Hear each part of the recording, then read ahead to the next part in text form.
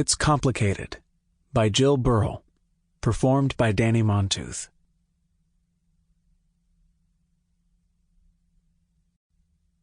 Dedication. To my mother, who taught me the joy of getting lost in a story, both in reading and writing.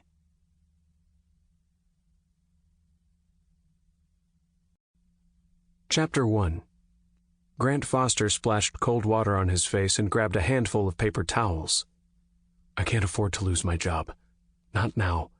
Not with Reagan and Josh depending on me. Blotting his face dry, he checked his chin in the mirror. The nick where he'd cut himself shaving this morning was barely noticeable. He dampened his hands and ran his fingers through his hair to tame the unruly waves, wishing he had a comb with him. How many times had he raked his hands through it already today? Why does the big boss want to meet with me? Mr. Davenport, the CEO of 3D Media, the Portland-based full-service marketing and advertising company, did not invite employees to his office for social visits. In social settings, Alexander Davenport was a jovial man. At least he had been on the few occasions Grant had interacted with him at company parties. But in his office, he was a shrewd businessman. Grant dampened a paper towel and rubbed at a speck on his suit coat, remembering the last time he was called into Mr. Davenport's office.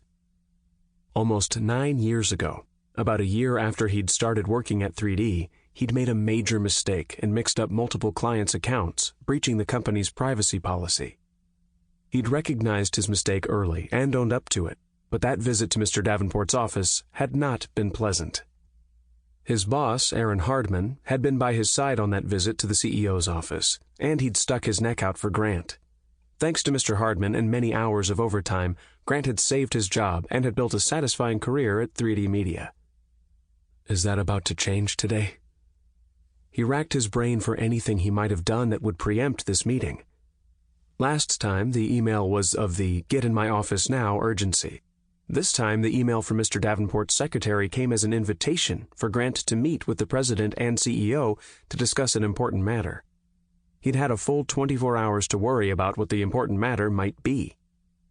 A full 24 hours filled with anxiety tying him in knots.